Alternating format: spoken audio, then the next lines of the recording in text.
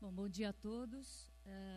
Eu sou Adriana Blaileviski, membro do Conselho Deliberativo do CBCS, coordenadora no Comitê Temático de Projeto, também no meu outro chapéu, como alguém falou no painel anterior, vice-presidente da ASBEA. Acho que o início da rede a gente tem vários chapéus. É uma honra estar aqui, participar do evento, uma satisfação ter mais um ano de simpósio. Bom, agora nós vamos dar início a uma sessão especial que vai tratar de um tema referente a incentivos fiscais de sustentabilidade. Esse painel se chama A Cota Ambiental Proposta para a Cidade de São Paulo. É um tema extremamente importante e oportuno, que me parece trazer para a nossa discussão tanto questões de âmbito técnico, quanto metodológico e, em especial, simbólico, na maneira de nós trabalharmos o projeto, trabalharmos as relações da cadeia produtiva e também, acho que de forma mais abrangente, abrir essa questão como um item de valor da sociedade civil como um todo, né? Acho que é um tema que está sendo tratado no âmbito do município de São Paulo. Outros municípios já trataram da temática ambiental em regulações específicas. Acho que é uma iniciativa extremamente oportuna e é uma honra ter o nosso executivo e o nosso legislativo aqui para poder debater com a gente e fortalecer essa rede de expansão dessa temática tão importante. Eu preciso dar um recado antes de ter início esse painel. Todos vocês receberam uma ficha de avaliação durante o credenciamento. Eu pediria que vocês preenchessem a ficha, por favor, entreguem às recepcionistas no final do evento. A avaliação é sempre muito importante para a qualificação dos próximos eventos e para o aprimoramento das atividades do CBCS como um todo. Se vocês desejarem fazer perguntas aos palestrantes, poderão escrevê-las nas fichas de perguntas que receberam no ato do recebimento do material, e as recepcionistas que estão no salão vão receber essas perguntas para entregar ao mediador Paulo Lisboa. Aqueles que desejarem receber o certificado de participação desse simpósio, por favor, precisa ser solicitado pelo e-mail simpósio@cbs.org.br.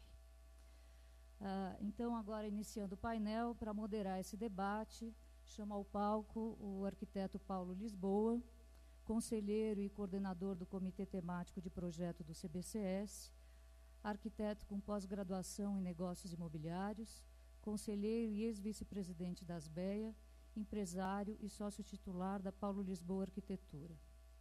Membro da Câmara Técnica de Legislação Urbanística da cidade de São Paulo, representa o CBCS no CMPU, Conselho Municipal de Política Urbana no município de São Paulo, tendo o CBCS sido eleito, é a primeira vez que o Conselho tem uma eleição aberta, participativa, e o CBCS foi eleito pela sociedade para ocupar a vaga de ONG, Organização Não Governamental, num conselho que tem como uma das suas competências o direcionamento das políticas públicas, políticas urbanas em São Paulo.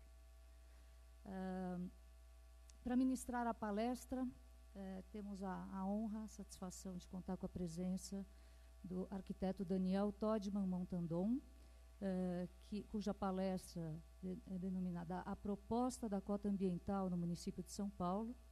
Então, por favor, convido ao palco. Daniel Montandon é arquiteto e urbanista, graduado pela Universidade Estadual Paulista, mestre em Planejamento Urbano e Regional pela Faculdade de Arquitetura e Urbanismo da USP e atualmente diretor do Departamento de Uso do Solo da Secretaria Municipal de Desenvolvimento Urbano de São Paulo. Para compor o grupo de debatedores dessa sessão, temos a honra de convidar ao palco o doutor Paulo Frange, vereador da cidade de São Paulo, e neste ato relator do texto de revisão da Lei de Parcelamento, Uso e Ocupação do Solo, projeto de lei 272 de 2015. E também convido ao palco nosso colega Hamilton Leite, conselheiro do CBCS e diretor de sustentabilidade do Secov São Paulo. Para iniciar a sessão, por favor, pedimos ao nosso moderador Paulo Lisboa para conduzir as apresentações do debate. Bom debate a todos.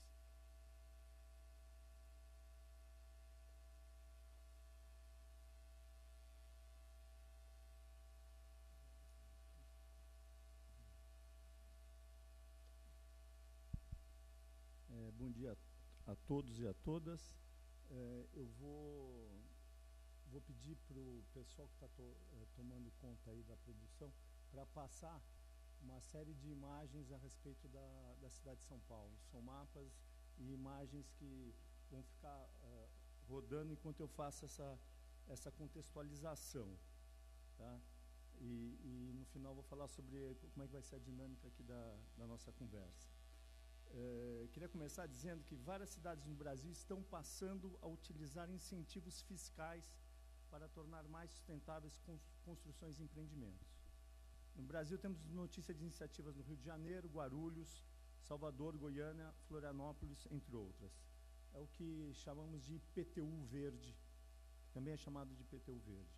Funciona como um desconto para quem construir ou reformar o seu imóvel implantando sistemas ambientalmente eficientes. Guarulhos, em São Paulo, foi uma das primeiras a seguir por esse caminho. Lá os descontos variam entre 3% e 20%. Para ter direito ao benefício, válido por 5 anos, é preciso adotar pelo menos 2 dos diversos critérios previstos na lei. Quem tiver uma ou mais árvores na sua casa, por exemplo, ganha 2% de desconto no valor anual do IPTU. Captação de água de chuva vale 3%, por exemplo, 3%, e assim por diante. No Rio, a Prefeitura lançou o selo Qualiverde. Trata-se de um sistema de pontos que incentiva a adoção de soluções mais sustentáveis para as edificações. Guarda uma certa similaridade com o sistema de LEED. O projeto original previa a redução de IPTU antes da obra para as construtoras e depois da obra para os usuários, além de uma diminuição de ITBI e no ISS. No entanto, as informações que temos é que a falta de regulamentação e o pequeno valor dos incentivos não tem servido de atratividade aos contribuintes e empresários. E em São Paulo, qual que é a situação? As imagens que selecionamos, podia continuar rodando as imagens, por favor?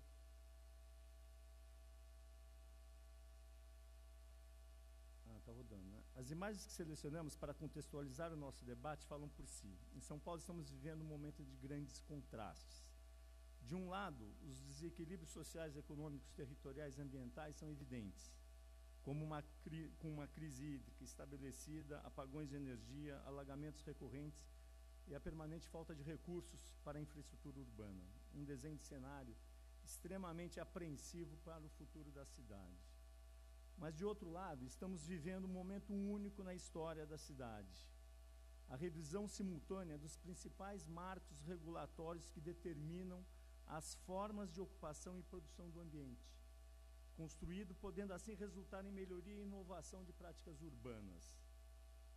Estamos falando de um plano diretor recentemente aprovado no ano passado, com conceitos desafiadores, como fachadas ativas, áreas de fruição, cota de solidariedade, entre outros, e necessitando ser implementado.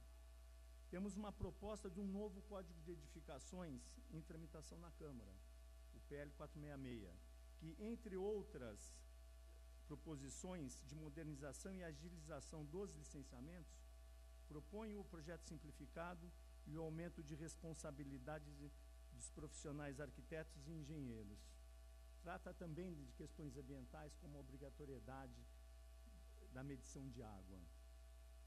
Temos ainda em andamento na Câmara o outro PL, o de número 272, com a proposta de revisão da Lei de Parcelamento, Uso e Ocupação do Solo.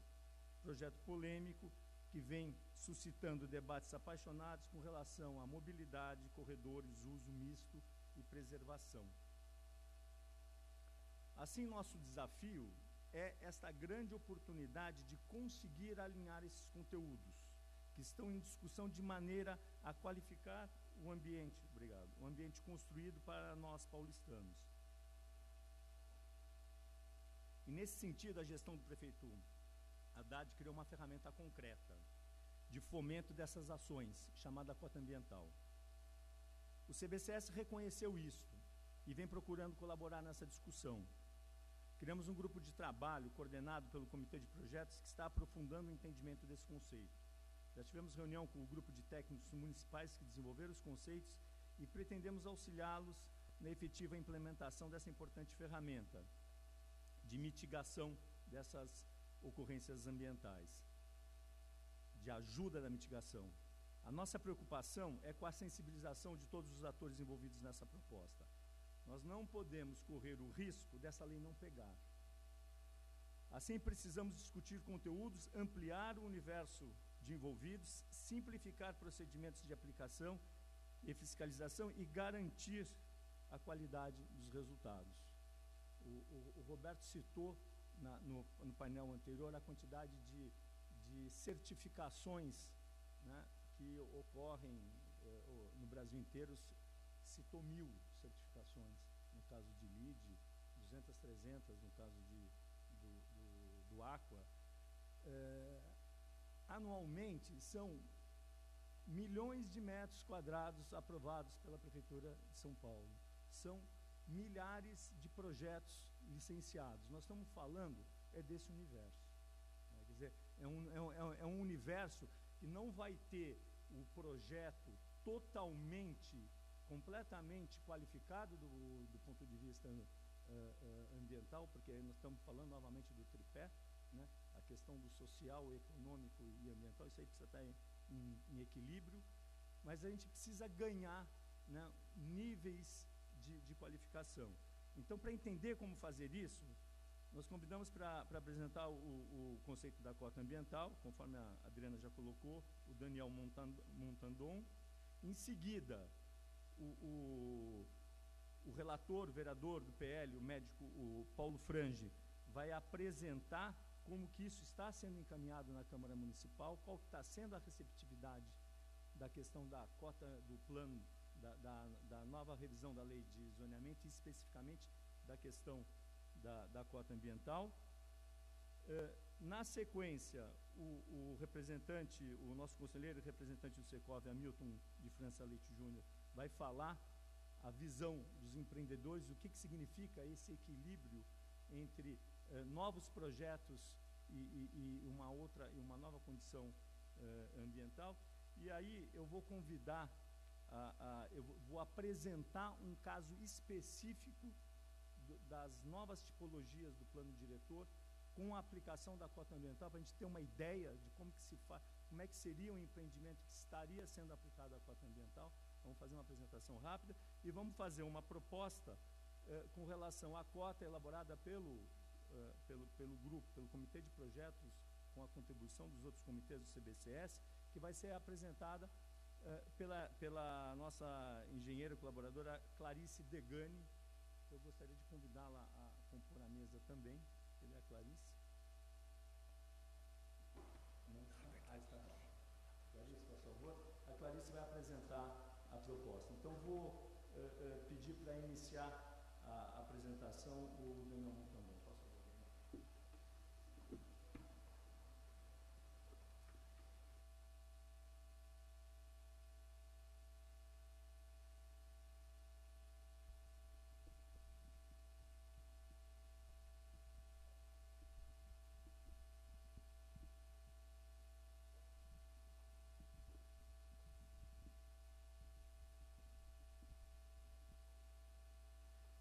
Bom dia a todos e todas.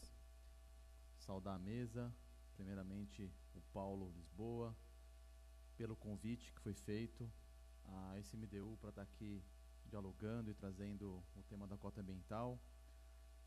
Queria saudar também a iniciativa do CBCS e da ASBEA de estudar o tema da cota ambiental e trazer com o intuito de trazer aprimoramentos.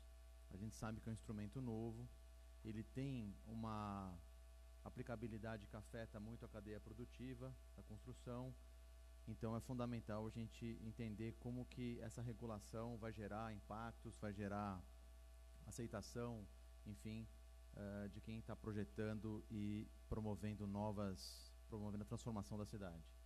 Queria saudar também o vereador Paulo Frange, que tem sido um estudioso bastante disciplinado sobre o assunto, se debruçou sobre todo o tema do PL 272. Nós temos compartilhado várias mesas de audiências, que tem um cuidado muito grande com o exame de todas as questões que estão chegando aí para a revisão do PL 272. Cumprimentar também o Hamilton e também a colega aí do CBCS. Vou fazer uma apresentação nos 15 minutos aqui disponíveis sobre a cota ambiental. De início, eu queria dizer que a motivação da cota, da formulação desse novo instrumento, ela não é uma motivação reativa a problemas que são enfrentados de forma rotineira com o tema ambiental. Nós tivemos alguns eventos extremos, me lembro em 2011, em que isso, por exemplo, deflagrou o processo de construção da Política Nacional de Proteção e Defesa Civil, que já vinha com acúmulo de vários anos de problemas, várias mortes, e isso então motivou aí o atual governo a instituir essa política nacional com investimentos, com programas e com uma regulação voltada à questão do parcelamento e uso e ocupação do solo. Cota ambiental, ela não vem numa perspectiva reativa. Cota ambiental, ela vem numa perspectiva de planejamento, um olhar holístico. Não houve seletividade da cota ambiental em resolver o problema da gestão da água, em resolver o problema da enchente, em resolver um ou outro problema da cidade, mas nós nos debruçamos sobre um problema que está colocado para a cidade, que é como que o zoneamento ele pode contribuir para melhorar a qualidade ambiental da cidade. Entendemos que tem coisas que a gente resolve no zoneamento e coisas que a gente vai resolver no Código de Obras e Edificações. O zoneamento vai cuidar do lote, da inserção da edificação e a sua relação de vizinhança. O Código de Obras vai tratar basicamente da edificação, da obra, da construção. Então a cota ambiental ela surge muito nesse contexto. Ela tomou um corpo muito grande, tanto que nós temos um mapa específico da cota ambiental, temos um capítulo específico, temos quadros específicos. Isso foi um avanço muito grande e acredito que a gente pôde ter esse avanço porque encontramos no quadro da prefeitura um corpo técnico bastante qualificado, que ele se lançou para fazer essa formulação e isso, acho que tivemos um avanço muito significativo, muito diálogo, e então eu queria aqui já agradecer em nome de toda a equipe técnica, a Lara, que está aqui presente, representando os servidores aí da SMDU de SVMA. Não estarei todo dia aqui, mas quem quiser depois conversar um pouco mais com a Lara sobre esse assunto, fique à vontade. Então, vamos lá para passar sobre a apresentação da cota ambiental. A gente nunca sabe para onde mira, né? Se é para a terra, se é lá para cima. Vamos lá. Qual é o problema a enfrentar? Então, nós temos na cidade, se pegarmos aí todo o comitê de mudanças climáticas, a gente vai ver que a cidade tem problema da poluição atmosférica, tem poluição das águas, tem o problema das enchentes, o problema das ilhas de calor. Mas uma das questões que nos mostrou bastante relevante foi o tema da drenagem, o tema da enchente. Isso, a regulação do uso do solo pode trazer medidas não estruturantes bastante eficazes para enfrentar essa questão, independente se a gente está enfrentando problemas de enchente ou não. Essa é uma questão estruturante para a cidade. E nós temos também questões relacionadas à ilha de calor. Percebemos que, olhando o mapa de temperatura da superfície do Atlas Ambiental, é notório que a forma de ocupação vai reduzir de forma significativa a temperatura e gerando um ambiente muito mais agradável, enfim, trazendo muito mais qualidade ambiental. E temos também uma preocupação de diversidade, desde o início da modelagem, da concepção da cota ambiental. nós procuramos sempre, uma questão fundamental foi como que a gente consegue fazer a manutenção dos maciços arbóreos existentes, da vegetação que existe dentro do lote e evitar ao máximo, cercear ao máximo o manejo arbóreo na cidade. Essa foi uma das questões que permeou a discussão da cota. Como que a legislação hoje trata, então, desses problemas? Nós temos apenas a taxa de permeabilidade, que ela é exigida. Esse mapa ele mostra a variação da taxa de permeabilidade em relação às várias regiões da cidade. A gente tem algumas um pouco maiores aqui, mas a gente tem uma questão mais homogênea na cidade e uma mudança aí nas zonas de preservação e proteção ambiental. Então, qual que foi a ideia da cota, né?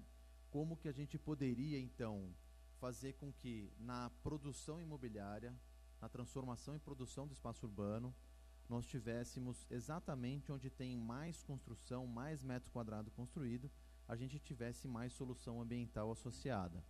E aí, então, é que a gente começou a trabalhar com uma ideia de atender um conjunto, ter uma flexibilidade para que um conjunto de soluções arquitetônicas, construtivas, paisagísticas, pudessem dar essa solução ambiental.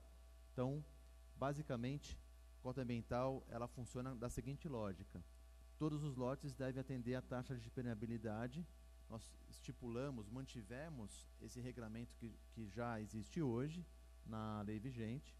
Os lotes com área superior a 500 metros quadrados devem atender uma pontuação mínima de cota ambiental. Quem quiser obter um alvará de edificação nova ou de reforma com ampliação de área, deve cumprir a pontuação mínima de cota ambiental. Isso é condição, não é incentivo. Eu vou explicar os incentivos mais adiante. Essa pontuação mínima, ela varia conforme o território e o tamanho do lote. Quanto maior o lote, maior a cota ambiental, a pontuação mínima. Quanto, dependendo da região da cidade, nós vamos cumprir uma ou outra pontuação. Essa pontuação mínima pode ser atendida por meio de várias soluções, como eu já comentei. Vou exemplificar algumas aqui. E quem pretender uma pontuação superior à pontuação mínima, existe a previsão da concessão de incentivos de natureza econômica, que é o desconto na contrapartida financeira da outorga onerosa, e também, quando se pretender várias soluções tecnológicas, nós também previmos o incentivo financeiro, também pelo mesmo mecanismo, mas aí o controle seria via certificação. Opa. Essa é a fórmula da cota ambiental. Nós temos, então, um indicador de vegetação, um indicador de drenagem. Então, quando nós somamos uma pontuação aqui de vegetação, ela automaticamente influencia na drenagem. Então, por exemplo, se nós plantamos uma árvore no lote, ela, em determinada região, ela vai ter uma função de vegetação e uma função drenagem. O que vai cotejar a diferença disso no território é justamente esses fatores alfa e beta que vocês estão vendo aqui. Eles vão cotejar. Então, tem lugar que uma árvore tem um desempenho para infiltração da água diferente de outro lugar. Então, os fatores alfa e beta vão cotejar justamente essa questão. Então, aqui, esses valores eles estão num quadro. Em todo o processo de formulação da cota, nós trabalhamos com simulador, que eu já vou mostrar. E esse daqui é o mapa da pontuação mínima a ser atingida. Esse mapa ele surge do cruzamento de uma série de informações, carta geotécnica, os dados os pontos de alagamento, as curvas de nível, as áreas de risco, mas ele tem um olhar do licenciamento, ou seja, ele está abrangendo, de fato, ele coincide com a demarcação de zonas na cidade, justamente para ele não ter incompatibilidades. Essas são algumas das soluções. A equipe fez um exercício bastante cuidadoso de modelar, entender o desempenho de cada solução para a dimensão vegetação e para a dimensão drenagem. Tivemos, então, a modelagem dessas soluções e depois cotejando isso com o território, essa variação que vai acontecer. trabalhamos com esse simulador. De fato, embora exista uma complexidade por trás da formulação, nós temos uma aplicação bastante simples.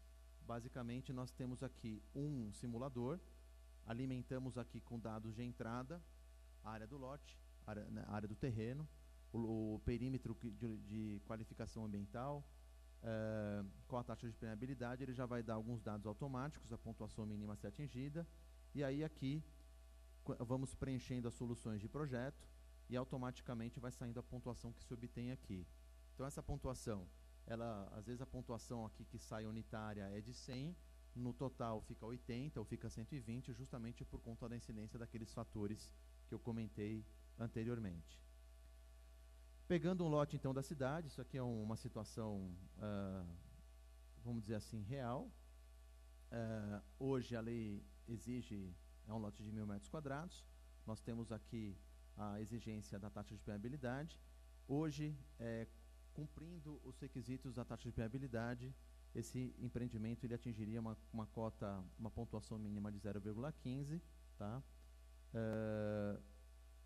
Sendo que, se aplicarmos numa simulação a cota ambiental, tal como proposta no PL 272, explorando alguma combinação de soluções aqui, nós teríamos uma pontuação de 0,38, sendo que o obrigatório seria 0,37, ou seja, né, nós estamos passando deste patamar para esse patamar, tá? De uma situação apenas com incidência da taxa de permeabilidade para esse patamar de incentivos, né, de qualificação ambiental. Aqui a gente não se obteria o alvará numa situação presente, à luz do PL, e aqui, isso aqui é condição mínima para o alvará. Eu vou explicar rapidamente os incentivos, eu sei que o meu tempo estourou, mas nós temos aqui dois tipos de incentivo. Um incentivo que é aquele que vem da majoração da pontuação mínima e outro da certificação. Basicamente, a lógica é nós irmos um pouco além da neutralização dos custos. A equipe tomou por base alguns dados de custos das soluções sustentáveis, identificou que, ao trabalharmos com descontos na outorga onerosa, é necessário variar esse desconto no território, porque a contrapartida da outorga onerosa deriva do valor do terreno. O valor do terreno varia muito, então uma solução sustentável na Paulista tem o mesmo custo do que em Itaquera, mas os valores de outorga onerosa são diferentes. Daí essa variação aqui de 1,33% a 7%, que é o incentivo que se confere para a majoração da pontuação mínima de cota ambiental. E quando se trabalha com a certificação, esse desconto, ele aqui tem uma transição, não é tão exato assim, mas ele pode chegar a 20% em determinados casos. O que eu queria comentar com vocês, para fechar minha apresentação, é dizer que eu estava vendo aqui, em algumas falas na abertura, alguma dimensão da política pública, como que a dimensão ambiental fica na política pública do uso do solo em São Paulo. Eu acho que a opção que a gente está tomando aqui com a cota ambiental, ela vai gerar uma quantidade muito maior o nosso parque imobiliário novo na cidade, ele vai ser mais sustentável, e nós vamos criar, na verdade, uma condição muito melhor para quem está trabalhando com soluções sustentáveis, porque agora isso não vai ter um peso econômico, isso não vai ter um peso financeiro no projeto para quem recorrer aos incentivos. Então, ao invés de ficar trabalhando com o efeito que uma solução sustentável poderia dar no produto imobiliário, em termos de marketing ou de venda, isso vai ser neutralizado basicamente com esses incentivos que estão sendo conferidos. E aí eu acho que, vendo aí a discussão da representatividade das entidades, eu acho fundamental que as entidades estabeleçam mecanismos de controle dessas soluções, dando transparência, criando talvez alguns mecanismos de uma espécie de certificação para quem está mantendo aquele incentivo que foi concedido, porque a natureza desses incentivos é para quem faz aquela infraestrutura mais sustentável, é quando a gente vai fazer uma nova edificação. No meu entendimento, eu acho que a gente tem que caminhar para um IPTU verde, em que, se o IPTU ele é um incentivo de natureza cíclica, nós temos que ter formas de mensuração cíclica também, como, por exemplo, redução do consumo de água, de energia, mas essa é uma discussão, acho que de caminho, para a gente trabalhar com o IPTU verde. Aí eu diferencio, acho que IPTU verde é para manutenção da solução sustentável, e aqui, cota ambiental e incentivo da outorga onerosa é para alavancar a nova infraestrutura sustentável. Desculpa exceder um pouco o meu tempo, mas era só para deixar mais completa aqui a minha apresentação. Muito obrigado. Obrigado, Daniel.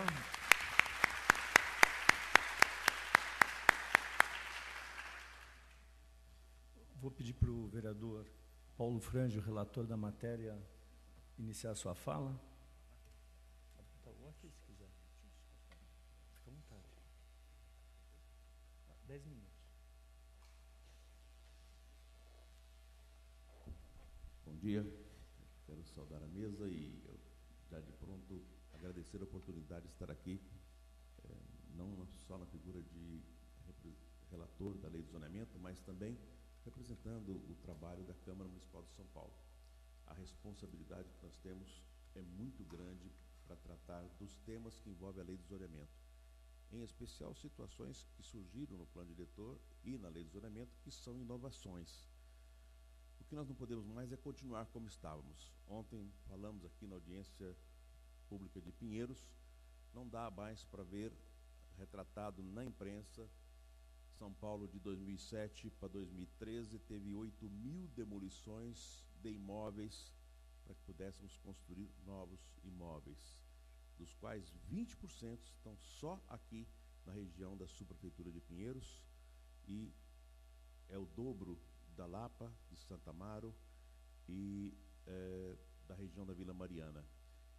É muito grande a destruição de imóveis para a construção de imóveis novos. Significa que nós hoje estamos fazendo só isso, nós não temos planejamento, nós estamos simplesmente demolindo para construir, e construir mais alto para que possamos usar mais o terreno. Não existe um planejamento e não estamos tratando o lote. Portanto, a figura da cota ambiental surge num bom momento. E como toda boa ideia, sempre nós encontramos resistências, mas também, para surpresa nossa, nas audiências públicas encontramos também muitas contribuições e situações curiosas em bairros bem distantes. Nós já fizemos 33 audiências públicas, onde mais perguntas tivemos sobre cota ambiental aconteceu em Itaquera e em São Mateus. Surpreendentemente, nós não esperávamos que fosse por lá que sugeríamos tantas perguntas. Mais de 160.000 acessos no site da Câmara só sobre a Lei do Zoneamento, clicando na Lei do Zoneamento. E cada visita na lei, 3 consultas na lei, na MEI, no mapa e também nos quadros. Os quadros, inclusive, muitas situações que envolvem a cota ambiental. A socialização do conhecimento facilitou muito. Nós estamos sentindo que há uma tendência natural de buscar um conhecimento, e ouvimos aqui na mesa anterior, não vamos resolver esse problema se a gente não puder trazer essa informação para a população. A população precisa entender exatamente do que se trata e de que este é um novo momento. A história da piscininha e a história de tentar segurar 15% de cada lote não é mais solução para os problemas que nós vivemos nesse momento. Nós sabemos que os imóveis que são construídos e que reservam os seus 15% de permeabilidade, tão logo recebe o habite-se, a pessoa vai lá e cimenta. É natural. E isso acontece, é só voltar para casa agora e observar todas as casas que estão construídas aí, mesmo nos condomínios residenciais, uma grande parte deles já tiveram suas áreas cimentadas.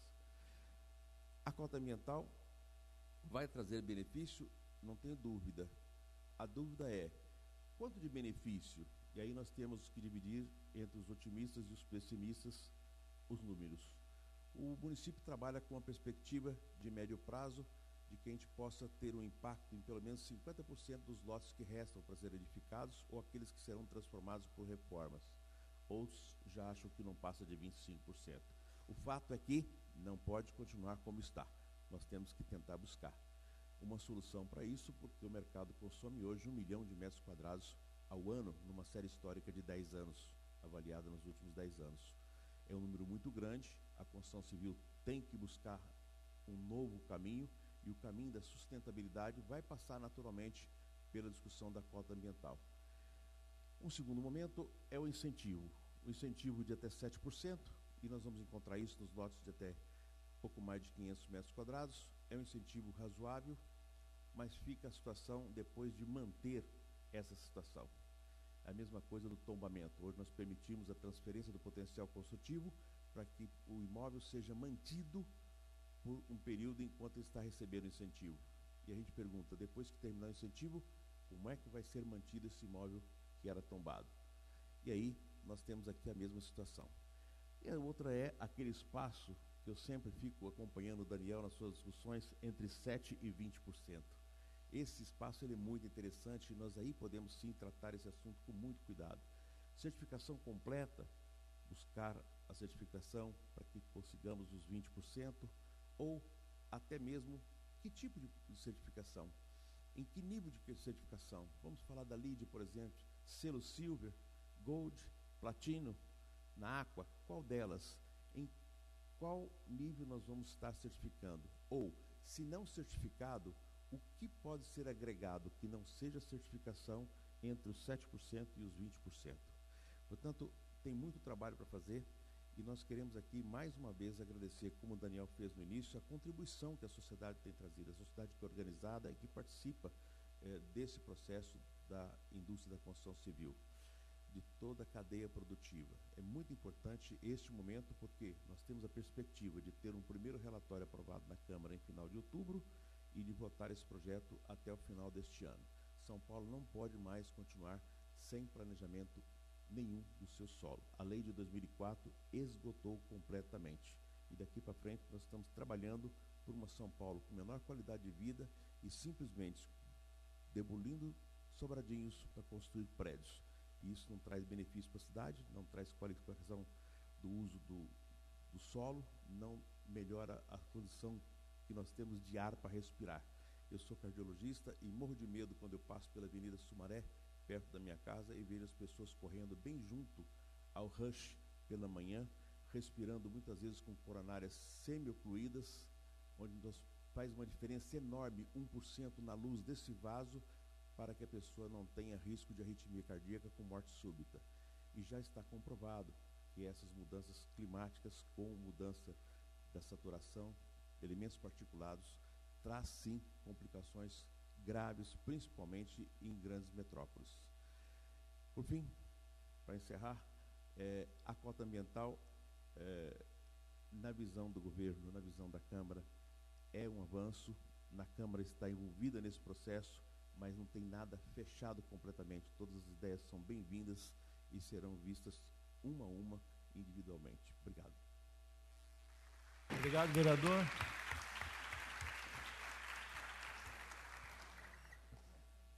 Vou solicitar que o nosso conselheiro Hamilton inicie a sua fala. Obrigado. Bom dia.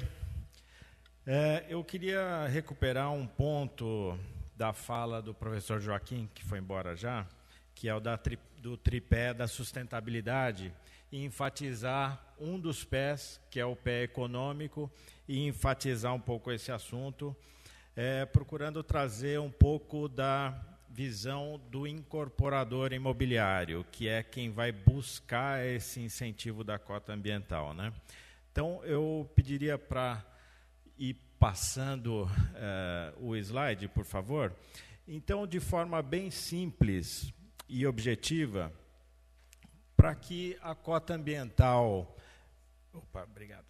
seja realmente atrativa, o valor do incentivo precisa ser maior do que o custo de implantação deste mesmo atributo incentivado. Então, isso parece muito lógico, mas nem sempre é. Então, se, por exemplo, a gente colocar a plantação de uma árvore, que ela custe R$1, se o incentivo for menor do que R$1, poucos projetos vão buscar esse incentivo. E já são as empresas que fazem isso hoje sem incentivo nenhum. Então, a gente vai estar abarcando aí uma quantidade pequena de projetos, se eles tiverem a opção de fazer ou não fazer aquele atributo específico. Se o incentivo for igual a 1, um pouco mais de empreendedores vão buscar esse incentivo, mas eu acho que o foco aqui tem que ser realmente incentivar economicamente a busca pela cota ambiental. E isso só vai acontecer se o incentivo for maior do que o custo de implantação.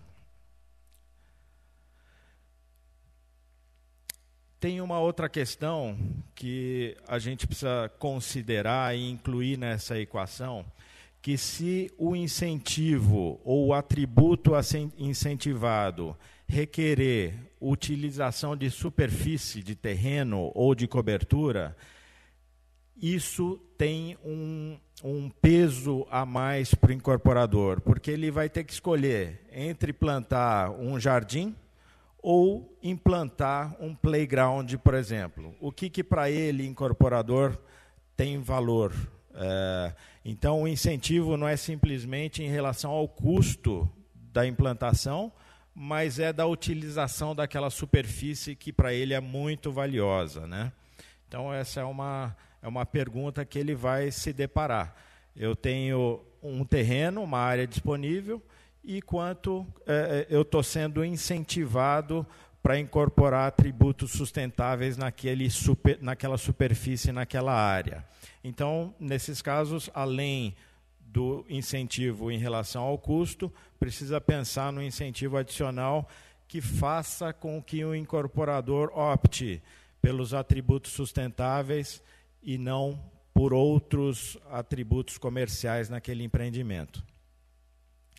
Agora, para não dizer que eu estou colocando isso da minha cabeça, esse é um resultado da minha dissertação de mestrado que eu fiz aqui no Núcleo de Real Estate, do Departamento de Engenharia Civil aqui da Poli.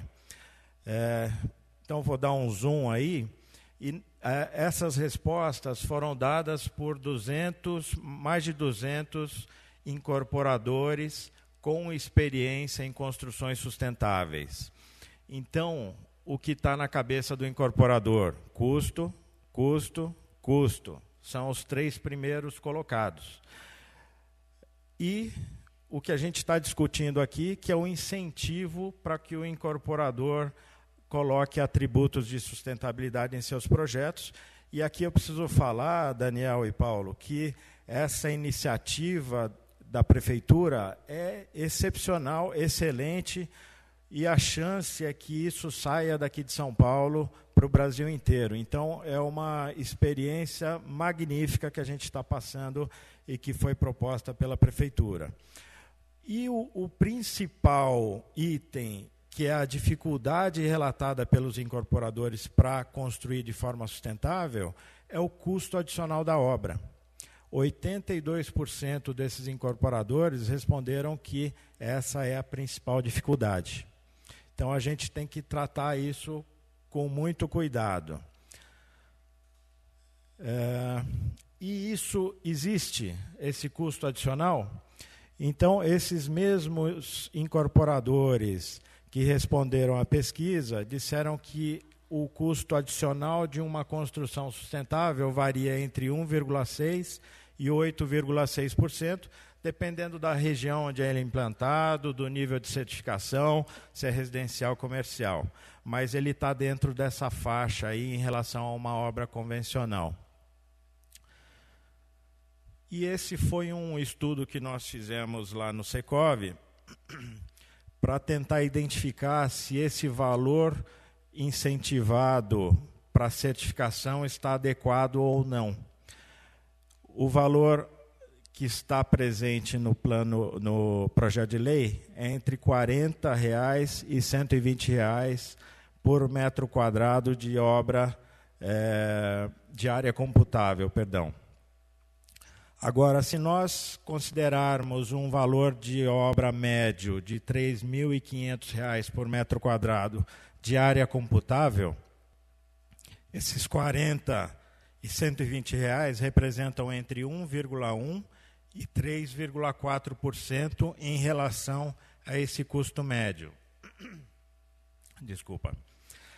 Agora, se nós pegarmos aquela variação lá que os incorporadores nos disseram, entre 1,6 e 8,6, este valor para o incentivo da certificação precisaria variar entre R$ 56 e R$ 300 por metro. Então, esse ajuste precisa ser feito.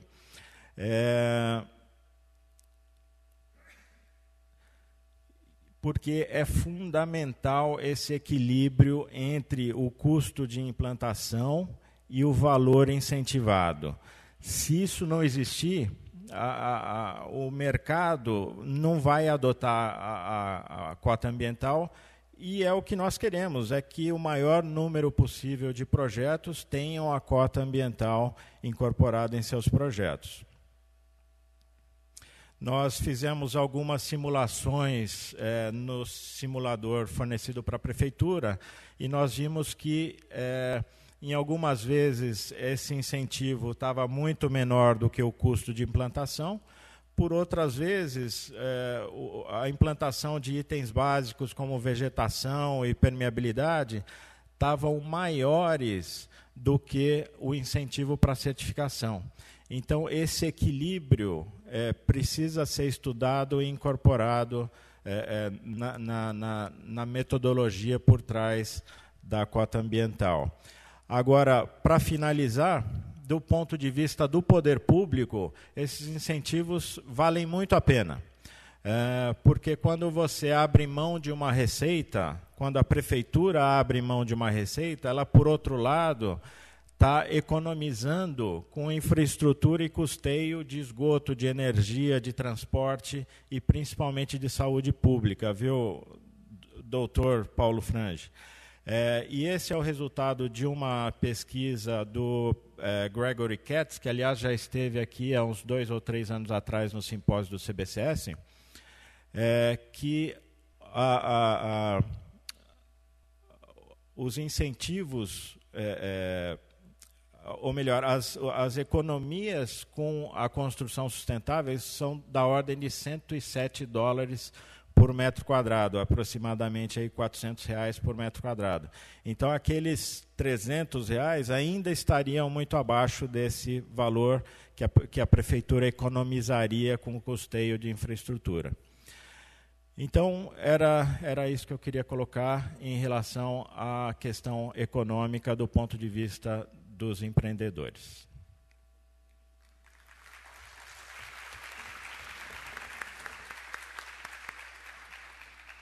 Gostaria de agradecer o Hamilton.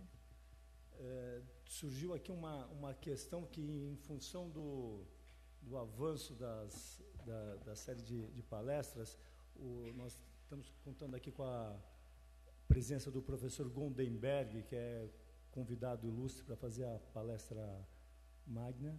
E então ainda teríamos 2 apresentações. Eu ia fazer uma apresentação exemplificando a aplicação da cota ambiental, considerando as tipologias do plano diretor. Tem um estudo de caso com 3 situações. A Clarice convidei-a para fazer a proposta para a gente dar continuidade. Mas, em função da agenda do professor, eu solicito que a Adriana faça um encaminhamento. Por favor, Adriana. Pois não. Então, nós convidaremos o Dr. Goldenberg e depois nós voltamos à condução do debate, do término desse painel. Perfeito? Professor, então, eu gostaria de convidar o Dr. José Goldenberg. Nós temos a honra de contar com a presença dele para abordar o tema Previsões de Consumo Energético no Brasil, Eletricidade, Edificações e a Necessidade de Políticas e Estratégias. Dr. Goldenberg é doutor em Ciências Físicas pela Universidade de São Paulo, é professor do Instituto de Energia e Ambiente da USP, presidente da FAPESP, já atuou como presidente da Sociedade Brasileira para o Progresso da Ciência, presidente da Companhia Energética de São Paulo, reitor da Universidade de São Paulo, secretário de Ciência e Tecnologia, secretário de Meio Ambiente e ministro da Educação do Governo Federal, foi secretário de Meio Ambiente do Estado de São Paulo e ainda pesquisador pelo High Energy Physics Laboratory da Universidade de Stanford e professor da Universidade de Paris e Princeton. Muito obrigada pela presença, professor, é uma honra contar com o senhor aqui. Obrigado.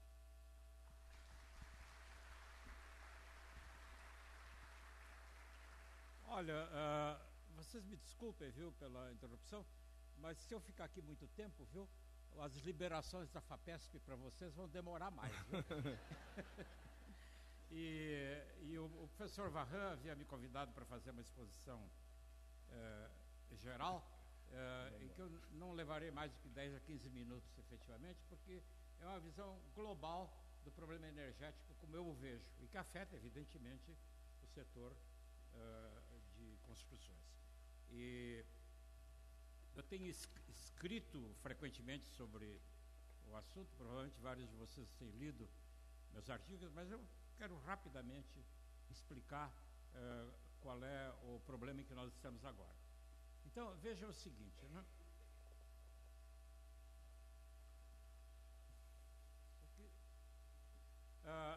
Eu vou começar mostrando essa transparência, que evidentemente é bem conhecida de vocês, mas ela mostra onde é que se consome energia nos Estados Unidos. Os Estados Unidos são o país em que esses dados, de fato, foram colecionados com mais cuidado. Eu não creio que exista para o Brasil uma figura com o nível de detalhe que a gente tem aqui, nessa figura. Então, vocês veem que no consumo de energia, o setor residencial corresponde a 41%, o setor de transportes a 28% e a indústria, o restante, são 31%. E ali tem uma lista, então, de onde se gasta energia nos Estados Unidos. É evidente que, olhando com cuidado essa figura, a gente vê que, sendo um clima frio, como durante uma parte significativa do ano, e o mesmo vale para a Europa e para o Japão, é evidente que se gasta muita energia com calefação. E é uma diferença bastante fundamental com a situação brasileira, em que o problema não é calefação, está virando um pouco problema de ar-condicionado, mas nós chegamos lá dentro de um minuto. Então, vejam, quando a gente olha o Brasil, então, a gente pode olhar o problema tanto do lado do suprimento como do lado da demanda. Do lado do suprimento, essa figura, ela mostra de onde é que se origina a energia que é usada no Brasil. E como vocês veem, então, a maior quantidade de energia que é usada no Brasil, ela é de petróleo e derivados. E depois tem várias componentes de vários tipos. Mas ainda assim a matriz energética brasileira, ela é diferenciada, porque ela não é dominada pelo uso do carvão. Mas ainda assim, petróleo e derivados têm um peso muito grande, porque o setor de transporte do Brasil acabou ficando um setor totalmente rodoviarizado. Quer dizer, praticamente não existe no Brasil o transporte por trem. Mesmo nos Estados Unidos, que é um país em que existe praticamente um automóvel por habitante, existe uma rede ferroviária enorme, e o transporte de bens nos Estados Unidos ainda é feito em grande escala por trem. Em todos os países de grande extensão territorial, como a China ou como a Rússia, esse é um fator importante. A seguinte é que é mais a que nos interessa mais, então como que a energia é consumida no Brasil. Quer dizer, quem é que usa energia no Brasil? Como é que isso ocorre? E aí a gente verifica o que eu acabo de dizer, que o setor de transportes é dominante, tem vários outros setores, e quando a gente olha para o setor residencial, ele não ocupa um lugar muito grande, que é uma mudança extraordinária. Você pode olhar, naturalmente, por dois lados, né? Quer dizer, se fosse um setor mais importante, quantitativamente, haveria mais oportunidades de economizar energia. Ele não é um setor em que se gaste muita energia. Quer dizer, quando o governo no sentido genérico da palavra, autoridades públicas ou estaduais ou federais, se preocupam com o problema de energia, o que tem prioridade é atuar em outras áreas, atuar na área de transportes, atuar na área de eletricidade para a indústria, não necessariamente, quer dizer, as preocupações com o setor residencial, eles não estão muito altos no radar do Ministério de Minas e Energia. E agora, então, a gente pode olhar nessa figura, então, como as pessoas têm olhado o problema. E uma das maneiras de olhar, e na realidade é uma alavanca, uma alavanca que pode ser importante para mudar o comportamento das pessoas, é olhar para os gases de efeito estufa, onde é que eles se originam. E o setor residencial, é claro, que é o deles, mas quando a gente olha para as emissões de gases de efeito estufa do governo no nível brasileiro, como vocês estão vendo, então vejam que o que é dominante, é claro que são os transportes e várias outras componentes. E o setor residencial não é de uma importância muito grande. Quando a gente olha para São Paulo especificamente, então a gente tem a situação que é mostrada nessa figura. Quer dizer, o setor residencial representa aproximadamente 5% das emissões. No estado de São Paulo, o setor de transportes representa 51% das emissões. Então, por mais que as pessoas que estão no setor residencial, tanto comercial como privado, tentem motivar o governo, não é isso que alavanca a atuação do governo.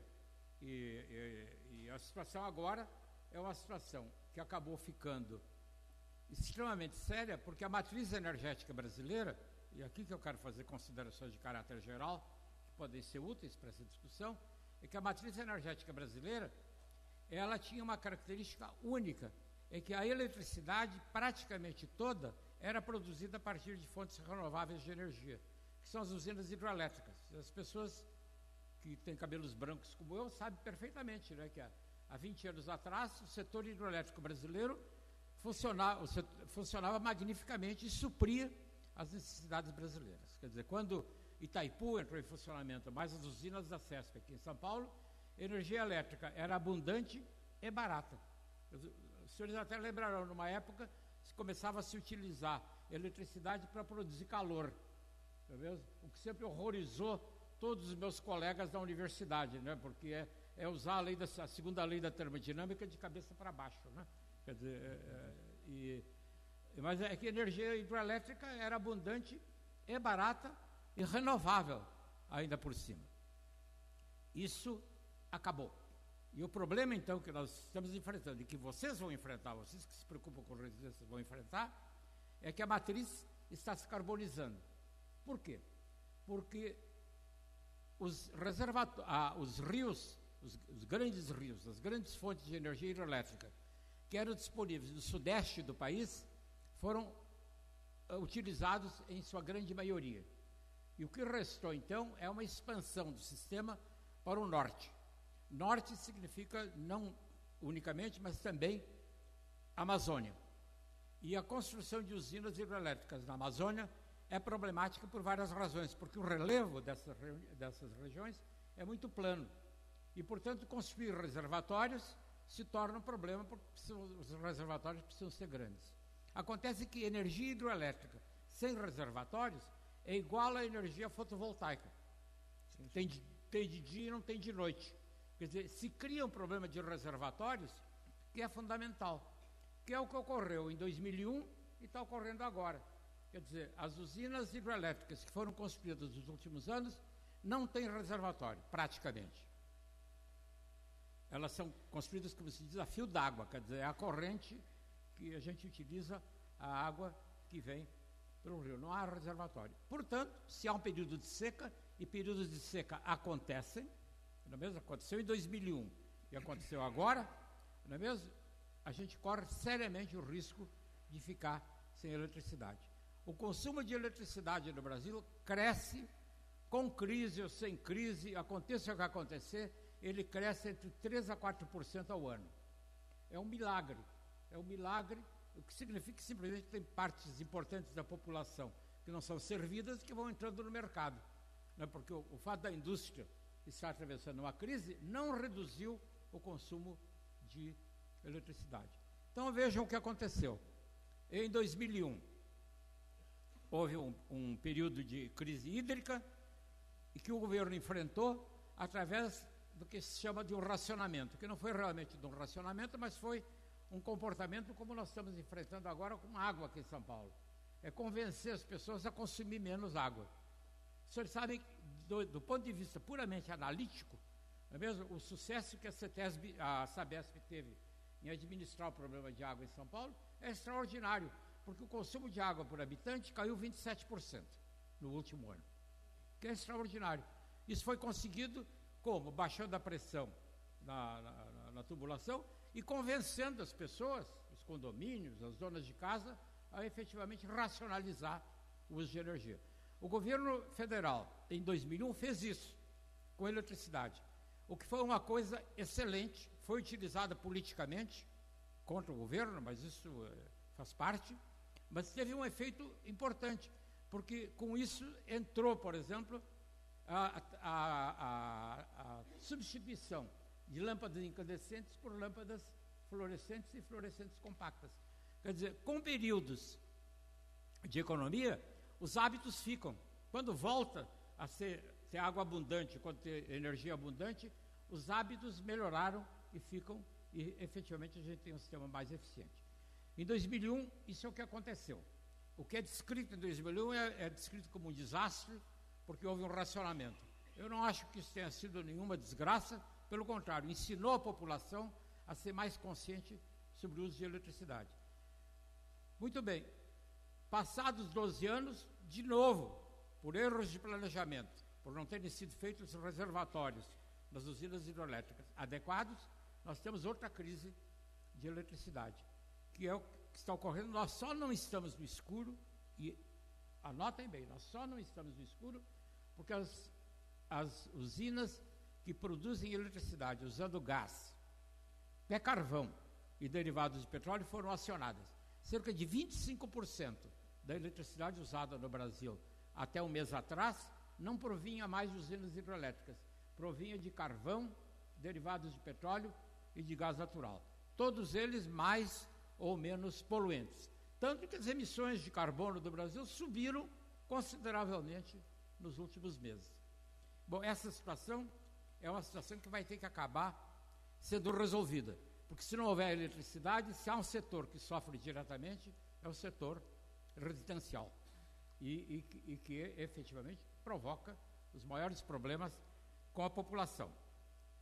Vejam, só para ilustrar o que eu estou dizendo em relação às emissões de carbono. Observem, esse é um gráfico que mostra as emissões de carbono do Brasil desde 1990. Então, tem o desmatamento da Amazônia, que é a curva de cima, não é mesmo?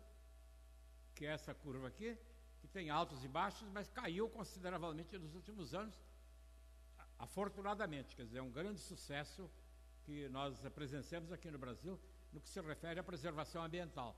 Já as emissões de energia estão subindo monotonicamente, estão subindo mesmo, não é mesmo? E continuam subindo a aproximadamente 3% a 4% ao ano. Então, esses ganhos que nós obtivemos aqui, e que são de fato uma vitrine para o Brasil, sobretudo agora que se aproxima a Conferência de Paris, eles estão sendo, compensados por aumento de emissões desse setor aqui. Esses problemas, eles só vão ser resolvidos, só há duas maneiras de resolver o problema, esse problema de eletricidade. Ou produzindo mais eletricidade através de fontes renováveis, o que não é fácil, porque vai ter que ser resolvido o problema dos reservatórios hidrelétricos, que é um problema que envolve conflitos com ambientalistas, territórios indígenas e por aí afora, ou a introdução de mais fontes de energia renovável, como a energia eólica, biomassa e energia fotovoltaica, que efetivamente está ocorrendo em quantidades modestas. Apesar da enorme propaganda que existe sobre isso, a contribuição é modesta. Com todo o esforço que tem sido feito em relação à energia eólica, que é usada sobretudo no norte e nordeste do país, o que é muito bom para aquela região, a energia eólica está contribuindo aproximadamente 1,5%, menos de 1,5% para o consumo de energia elétrica no Brasil. Há uma fonte esquecida, que é biomassa, sobretudo bagaço de cana, que é abundante nos estados do sul do país. Agora, a grande solução, meus amigos, e eu concluo aqui, a grande solução é racionalizar o uso de energia. Racionalizar não é se privar de coisa nenhuma. Quem inventou essa história de que racionalização significa privação foi o presidente Carter nos Estados Unidos, que num daqueles invernos rigorosos recomendou à população americana que no inverno usasse 2 suéteres em lugar de usar um só. É bobagem, simplesmente é uma bobagem de proporções históricas, não é mesmo? O que precisa é construir as casas melhores para elas conservarem melhor o calor. E vocês sabem perfeitamente construir casas que até são autossuficientes nas necessidades de aquecimento. E, sobretudo aqui no Brasil, em que a construção e calefação não são tão importantes, o grosso da energia se gasta em equipamentos domésticos, né? Ar-condicionado, geladeira, chuveiro, etc. E aí, não é mesmo? O Congresso Nacional aprovou em 2001 uma lei que foi seguida de um decreto regulamentando a lei, que estão em vigor e que dava ao Procel, né, unhas e dentes para efetivamente introduzir eficiência energética no Brasil. O que significa dar unhas e dentes? Significa que os aparelhos são classificados em 5 categorias, A, B, C, D e E, e de vez em quando sai uma portaria dizendo que a partir do ano seguinte os equipamentos classificados da categoria E serão banidos do mercado. E isso não aconteceu. Eu digo isso com grande amargura, porque quem criou o Procel fui eu, quando estava no governo. Foi criado por volta de 1990, e a ideia era exatamente a ideia que foi utilizada pelo governo da Califórnia, de ir banindo do mercado os produtos que não tivessem um mínimo de eficiência energética. E olha o que aconteceu na Califórnia, não é mesmo? Com geladeiras, não é mesmo? É um dos gráficos mais expressivos que a gente pode encontrar para falar bem de eficiência energética. Esse gráfico, então, começa em 1947, até recentemente aqui, e tem 2 linhas aqui. Tem uma linha que é o tamanho das geladeiras, não é mesmo? Eram pequenas, há 60 ou 70 anos atrás, foram crescendo, etc. A gente sempre se pergunta por que elas pararam de crescer. Elas pararam de crescer por uma razão muito simples, né? Porque elas não passavam nas portas, né? Não é mesmo? É uma razão prosaica mesmo, mas é isso mesmo. Aí a gente diz, bom, mas se a geladeira crescer, o consumo de energia cresce também. O que foi verdade durante 30 ou 40 anos. Aqui está crescendo o tamanho da geladeira e aqui está crescendo o consumo de eletricidade. Até que, não é mesmo? Colegas nossos, não é mesmo? E aí são colegas nossos, muitos dos quais nós conhecemos, começaram a perceber que havia eficiências a serem ganhas, não é mesmo? Com melhor isolação, com motores com maior eficiência. E olha o que aconteceu. Apesar das geladeiras terem atingido um valor que não aumenta, o volume não aumenta mais, a energia usada caiu. Não está aqui, eu creio, uma curva que mostra o preço. O preço também caiu, mas aí é uma outra discussão. Não é? Bom, uma outra curva que mostra também o que normas e padrões impostos, não é mesmo? Isto é, com instrumentos legais faz, é esse que eu queria mostrar para vocês, que é o que aconteceu na Alemanha, não é mesmo? Com o consumo de calor. Basicamente, na Alemanha, aí é calor. Isso aqui são os códigos de obras que são atualizados. O professor Varran, que é meu colega que todos conhecem, me disse outro dia que é melhor não mexer em código de obras, não, que pode até piorar, né? Já mesmo? O que eu anotei devidamente, né? Mas eu acho que realmente o que é preciso fazer é levar a sério a lei de eficiência energética que foi aprovada pelo Congresso Nacional em 2001 e dar autoridade. O processo tem essa autoridade. O que é que não há decisão política do governo, não há vontade política do governo em implementar, em nome de que, se começar a eliminar os produtos de categoria E, isso vai prejudicar os pobres. Os pobres são duplamente prejudicados em comprar aparelhos de baixa qualidade. Não sei se vocês repararam, qualquer pessoa que chegue perto de um fogão a gás aqui no Brasil, não é mesmo? Imediatamente ele repara que a cozinha está com o dobro da temperatura que está o resto da casa. Por quê? Porque metade, a eficiência de modo geral é 50%, metade do calor que devia ser usado para cozinhar, ele é simplesmente espalhado para aquecer o ambiente. Entendeu? Isso pode acabar. A ideia de que os aparelhos vão ficar mais caros e vai prejudicar os pobres é incorreto, porque eles rapidamente vão incorporar isso. No caso de lâmpadas, isso já está vigorando. Lâmpadas incandescentes estão sendo banidas. Daqui a uns anos a gente só vai encontrar lâmpada incandescente em museu.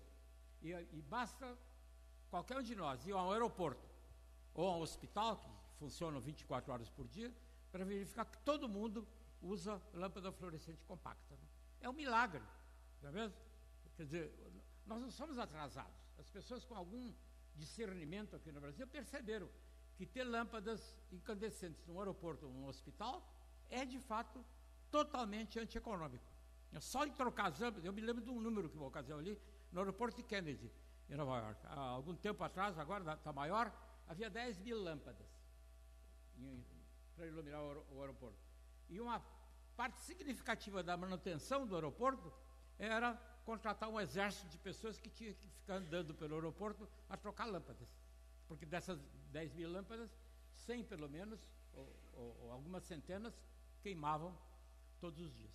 Então, meus amigos, o sistema energético brasileiro, que afeta o sucesso do sistema, que afeta diretamente o setor de desenvolvimento de construções, ele é problemático, ele vai ser difícil de consertar, sobretudo depois das medidas que foram tomadas em 2012, 2013, que foram basicamente a medida provisória 579, que inviabilizou a Eletrobras, etc. Tal. Esse setor vai levar anos para se recuperar. O que não vai levar anos é introduzir racionalização. E essa é a mensagem que eu gostaria de deixar para vocês. Muito obrigado.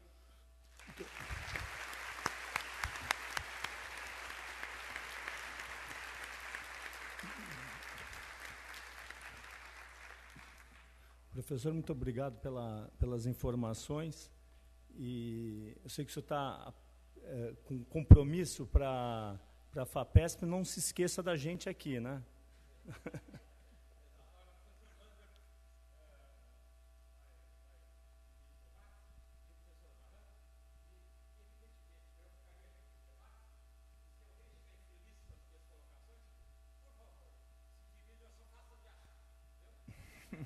Muito obrigado, então.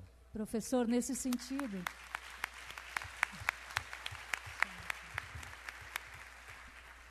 Nesse sentido, eu gostaria de pedir que todos que tivessem perguntas para o professor Goldenberg, que, por favor, entregassem às recepcionistas e depois o professor Lambert poderá utilizá-las no próximo painel.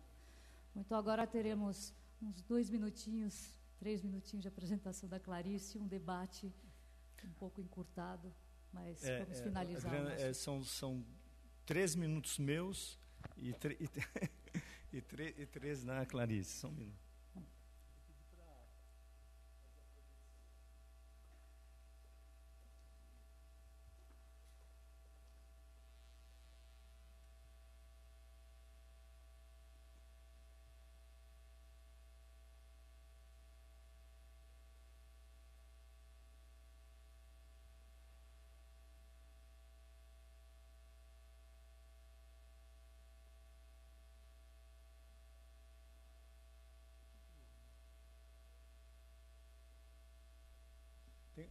Achou a apresentação?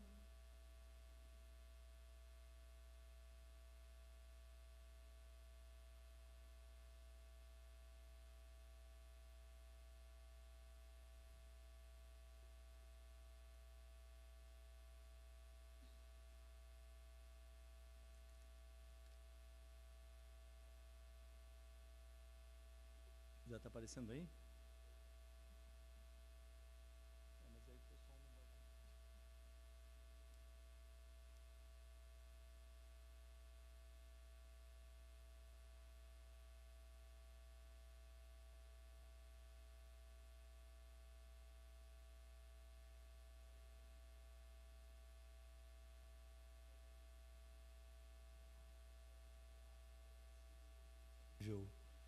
Sem as imagens fazer a apresentação.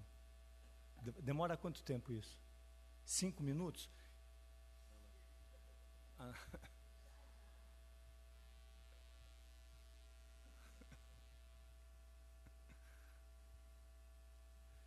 Enquanto isso, eu vou fazer o seguinte, ó, chegaram duas perguntas, uma para o vereador Paulo Frange. Então, vamos tentar matando um pouco aqui essas questões. A pergunta é do Tito Lívio Ferreira Gomide. Ele diz o seguinte: a inspeção predial é realidade no estado do Rio de Janeiro, mas nunca prosperou na Câmara Municipal. Como ter sustentabilidade ambiental nas edificações se não há sequer fiscalização de segurança e manutenção?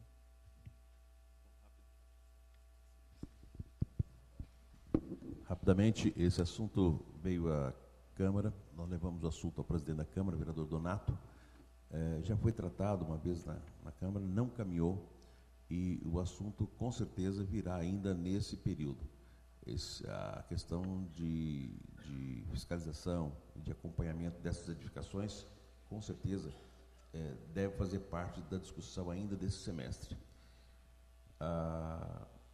A outra preocupação maior da fiscalização é um problema, é o capítulo 3º da lei, ele tem poucos itens, nós já conversamos, o Daniel fez uma audiência pública conosco na Câmara, e nós vamos tratar isso junto, inclusive, com o sindicato, para que a gente possa tentar aprimorar o capítulo da fiscalização. É uma preocupação muito grande, essa lei de zonamento sem fiscalização, com certeza, ela perde muito dos seus efeitos.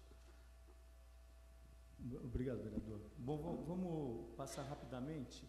A proposta é fazer uma aplicação prática, né? Então, o que a gente viu a apresentação do Daniel, onde foram mostrados uma série de desenhos com o acréscimo das várias estratégias que podem ser utilizadas para que ambientalmente os projetos consigam chegar na pontuação de acordo com o mapa ambiental, no mínimo com a pontuação mínima, né? Então é isso que digamos, o interesse, é um dos elementos interessantes da proposta da cota, porque paramos de trabalhar com as questões básicas do projeto, com as questões mínimas, né, para poder incorporar estratégias e ganhar em criatividade e soluções, tá? Aí a gente tem aí o mapa da cidade, né, com o zoneamento, a macroárea de estrutura metropolitana, tá? O projeto específico, deixa eu olhar aqui.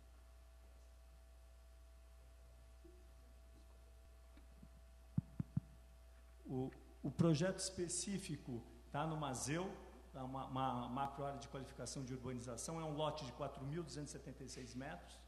Tá? Dentro do mapa ambiental é o PA6, o fator alfa é meio, o fator beta é 0,5 e o coeficiente ambiental é 0,55. Então, isso aí é o que está colocado no projeto de lei. Tá? O fator de interesse social é 0,9 e o fator de planejamento 0,6. Ele está exatamente no eixo, né, do lado de lá, no PA6, do outro lado da rua. Do outro lado da rua, ele seria o PA1. Tá?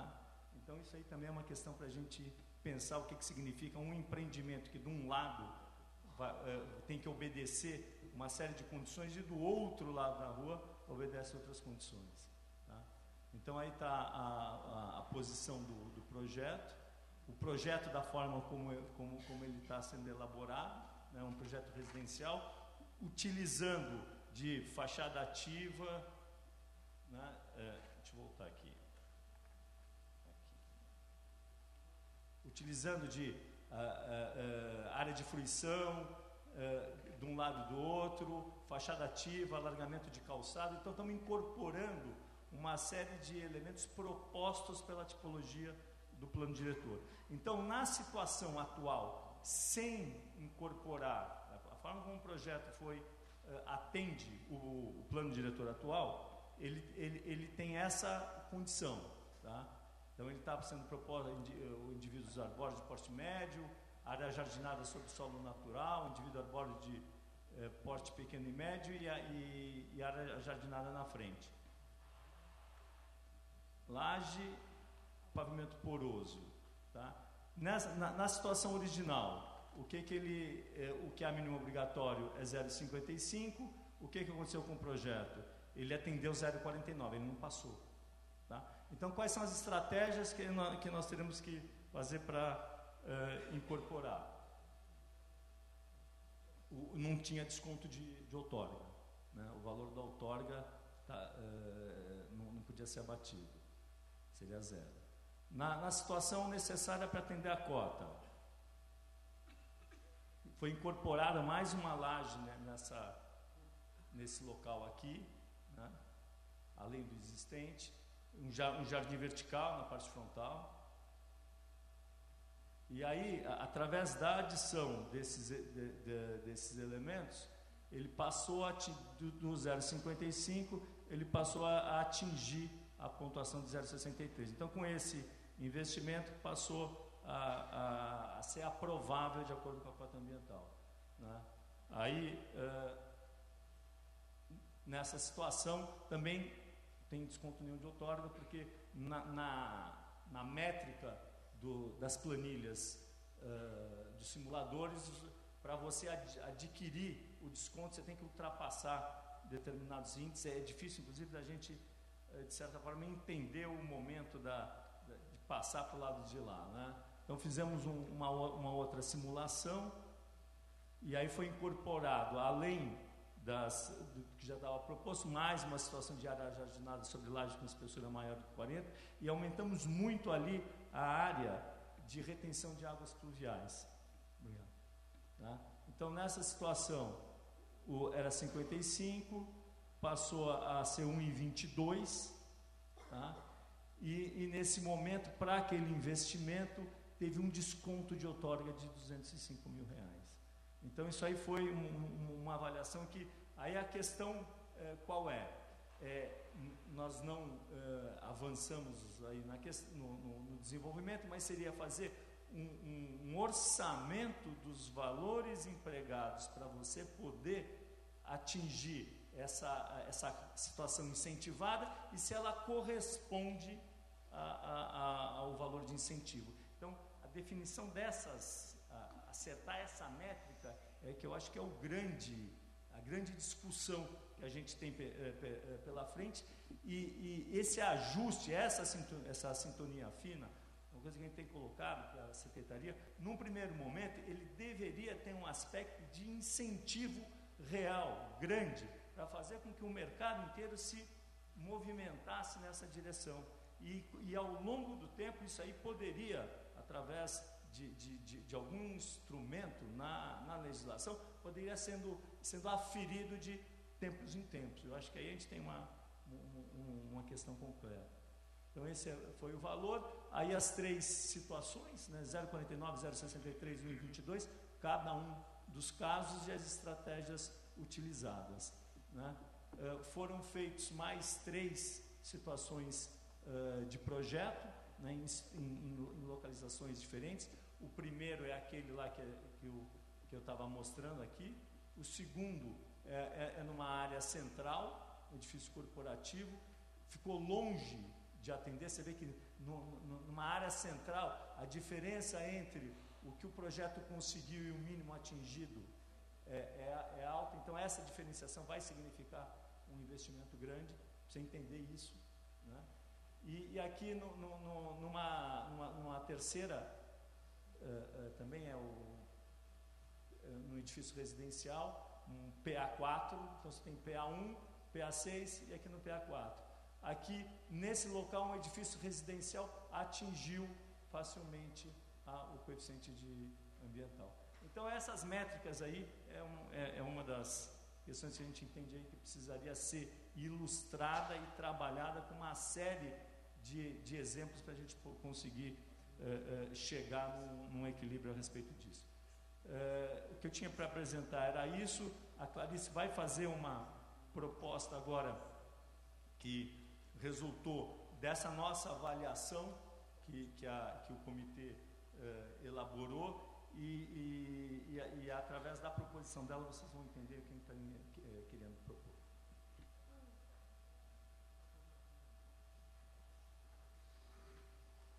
Quanto tempo eu tenho? Meio minuto? Bom, saímos então da situação onde que era exigido somente a taxa de permeabilidade e a lei das piscininhas, né, que tem uma exigência aí de um retardo nas edificações, nos terrenos com mais de 500 metros quadrados. E, muito bem colocado, né, finalmente a gente tem agora uma cota, né, uma atenção dada às questões de vegetação e drenagem. Então tem aí a fórmula da cota mínima, né, onde esses fatores de cobertura vegetal e drenagem são elementos inseridos no projeto para compor esse valor de cota. A cota mínima é definida para cada zona. E nós temos também a cota incentivada, que é essa que precisa ser equilibrada para que os valores de investimento sejam pagos, né, e valham a pena esse investimento com o benefício. São dois benefícios: o incentivo da cota ambiental, que é calculado em reais em cima do coeficiente de aproveitamento pretendido, né, esse fator de incentivo multiplicado pelo valor total da contrapartida financeira da outorga onerosa. A outra forma, né, de benefício da cota incentivada, que são aqueles empreendimentos que superaram o valor da cota mínima, da taxa básica, seria a concessão do benefício em área não computável. Aí essa área não computável adicional, ela seria calculada em função de cor eu não sei, vocês lembram ali que tem uma fórmula. E vocês utilizariam o número de vezes onde essa cota mínima foi majorada, e aí esse fator multiplicador ele entra multiplicado pela área do terreno, e aí sim você tem uma concessão do benefício dessa área não computável calculado por essa cota incentivada. Bom, agora eu tinha uma arvorezinha bonitinha aqui. Vamos falar outro incentivo, que é o incentivo da certificação. Então, a gente dá um salto de uma cota básica para uma incentivada, que dá alguns benefícios em cima de quem majorou a cota mínima, e a gente entra num fator de incentivo de certificação. Então, a gente passa meio que do 8 para o 80. Né? Esse salto que a proposta do CBCS pretende intervir para que exista um incentivo intermediário, inserindo novos elementos aí no cálculo desses incentivos e desses benefícios. Bom, tá aí, voltamos. A cota, né? Esse incentivo de certificação é um fator FC em reais, a descontar do valor total da contrapartida. E esse fator de certificação em reais por metro quadrado, ele vai de 30 a 90, ele entra nessa equação multiplicado pela área do terreno, e aí você teria também multiplicado pelo coeficiente de aproveitamento pretendido. Então, no Brasil, nós temos aí o Procel Edifica, nós temos o processo Aqua da Fundação Mazzolini, o selo azul da Caixa e os sistemas de certificação LEED do SGBC. Então, todos esses sistemas de certificação, eles abrangem vários elementos de sustentabilidade, além da drenagem e da massa arbórea, que são as propostas da cota mínima e da cota incentivada. Bom, a gente sabe que é preciso estimular aí as boas práticas, né? Então, a cota básica e a incentivada, elas entram nesse começo, né, de melhoria para o setor. As certificações, elas já estão voltadas para melhores soluções, são movimentos voluntários de alguns empreendimentos, né, já tem os números já são expressivos, mas são alguns empreendimentos que voluntariamente se submetem a essas auditorias de terceira parte para poder certificar esses empreendimentos.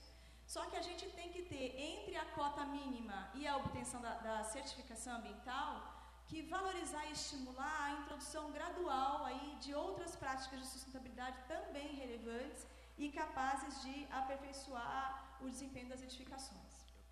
Bom, então a proposta do CBCS é essa cota intermediária, que ela estaria entre a incentivada e a certificação.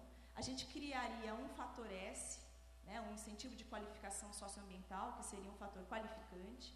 Então, a gente sugeria novos atributos para fazer a composição desse valor. Bom, baseando ainda, a gente não está saindo da proposta do plano diretor. O plano diretor, ele propõe a adoção de tecnologias e procedimentos construtivos sustentáveis e considera 4 itens, um passando pelo uso de energias renováveis, eficiência energética e cogeração de energia. O outro, o uso de equipamentos, tecnologias ou medidas que resultem em redução da emissão de gases de efeito estufa, né, ou que ampliem a sua capacidade de absorção ou armazenamento. O uso racional e reuso da água e o uso de materiais de construção sustentáveis. Então, o nosso fator S, ele passearia por essas 4 propostas, né, que são diretrizes do plano diretor. Então, nós teríamos aí 4 fatores, agregando esse fator S. E além desse fator S, também, além desses fatores, esses 4 fatores, o plano diretor também faz a referência à minimização dos problemas nas áreas de riscos geológicos, geotécnicos, de inundações e os decorrentes de solos contaminados. Então, nós teríamos aí um 5º fator para compor, né, esse fator multiplicador de incentivo da qualificação socioambiental.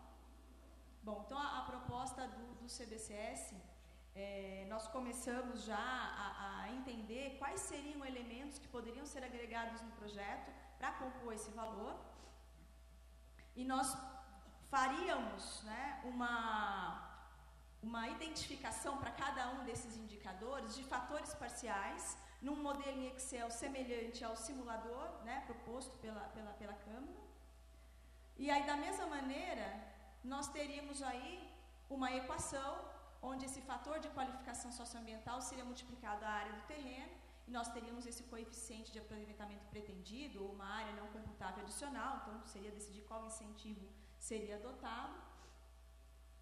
Bom, e aí ficam algumas questões, né, para serem resolvidas, né? Montar essa planilha, definir esses fatores, definir o peso de cada um, se são esses indicadores mesmos, se não são, o quanto eles gerariam de investimento, para o quanto eles poderiam trazer de benefício.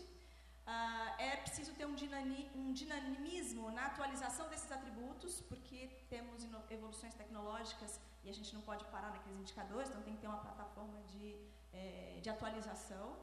Ampliar a relação desses atributos incentivados, incluir os incentivos de descontaminação e, o mais importante, seria haver um equilíbrio entre os custos adicionais e esses incentivos econômicos. Deu 3? Obrigada.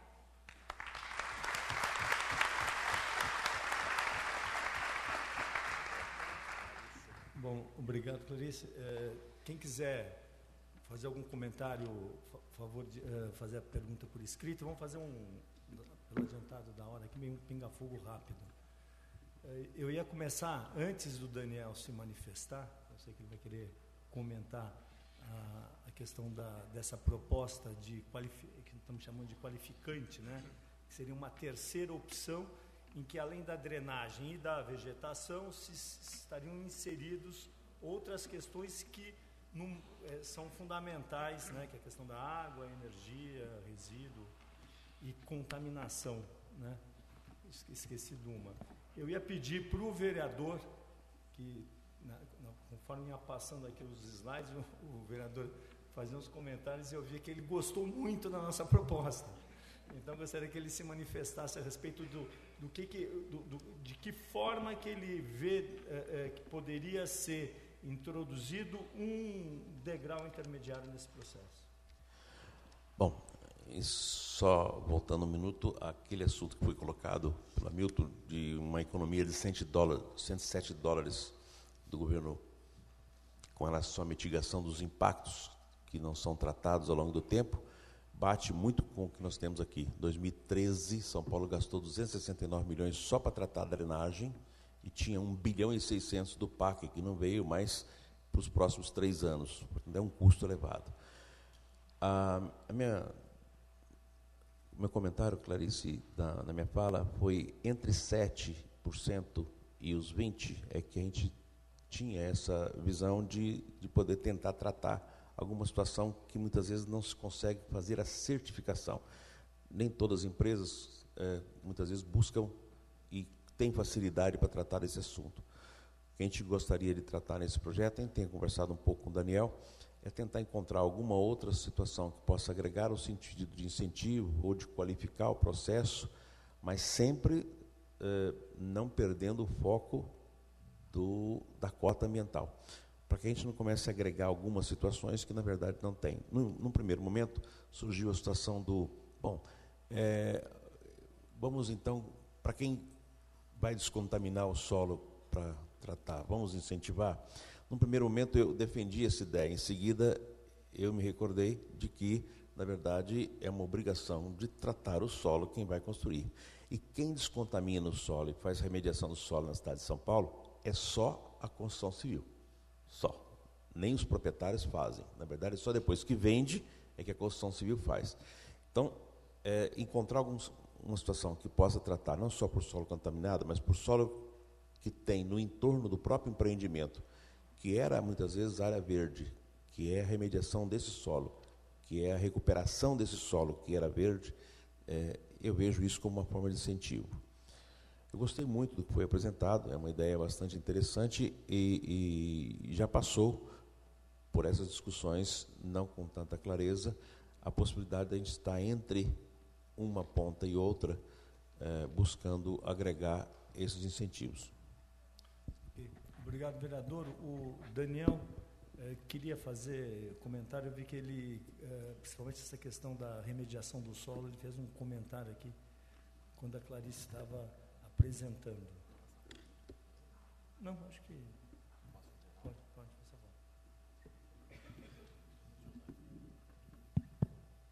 Bom, tem a questão do Hamilton, comentários sobre a proposta da Clarice, sobre a do Paulo e 2 perguntas. Vou começar pelas perguntas.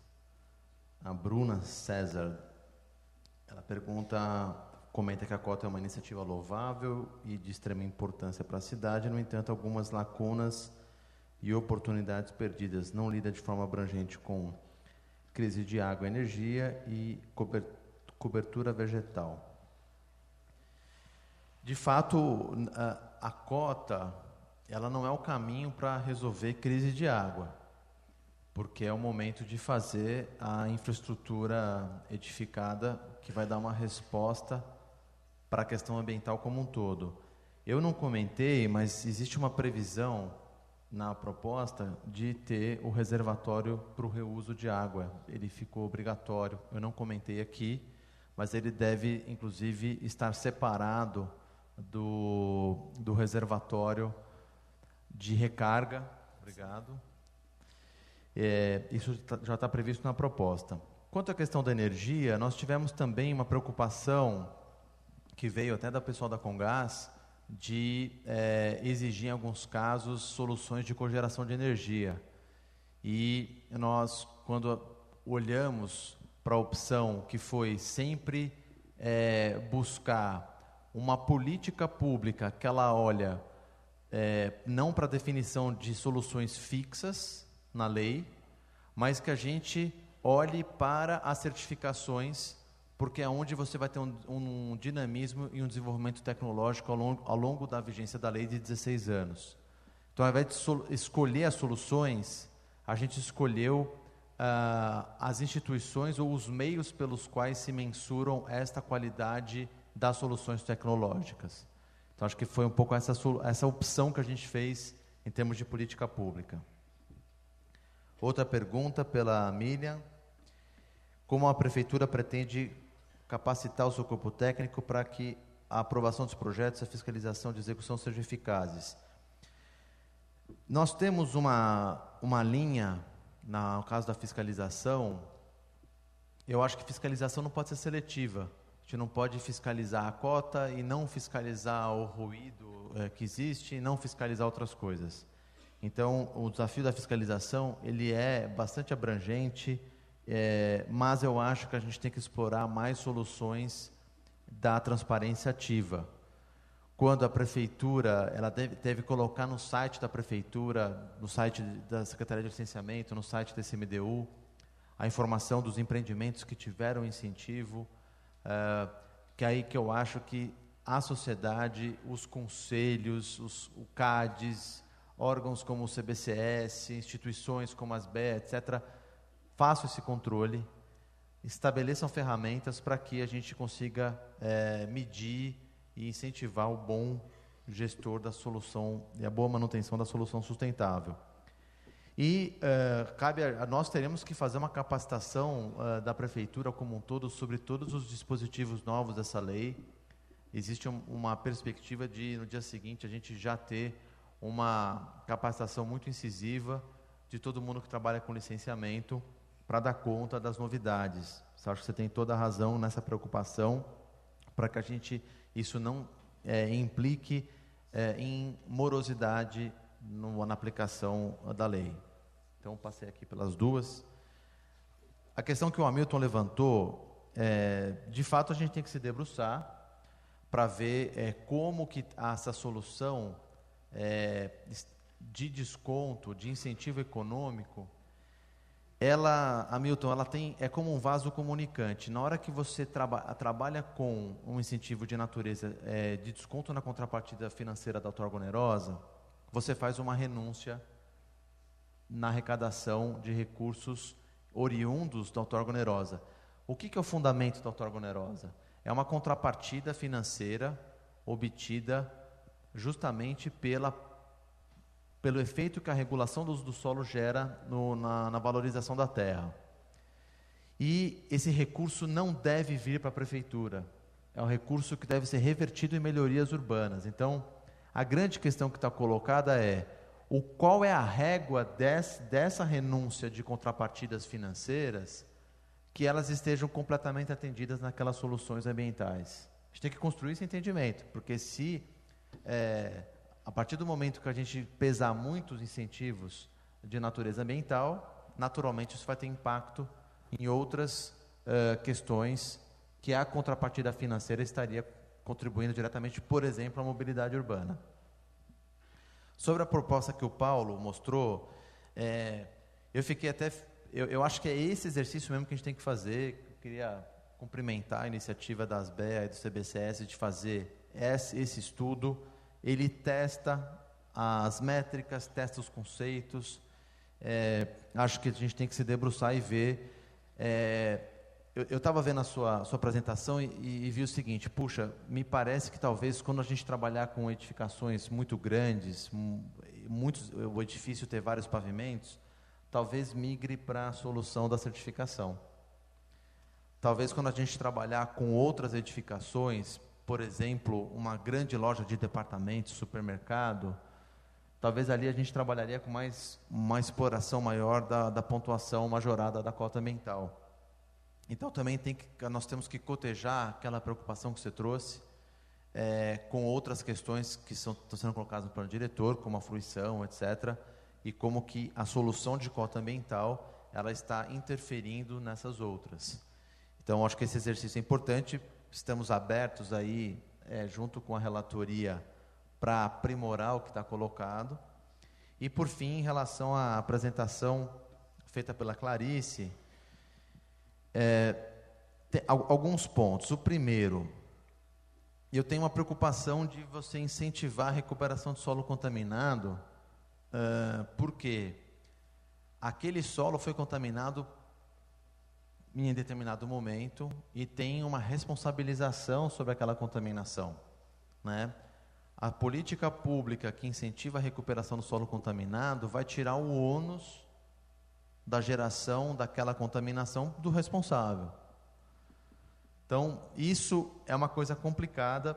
A gente teve momentos de debater isso no campo jurídico e esbarramos aí com problemas. Então, tenho essa preocupação.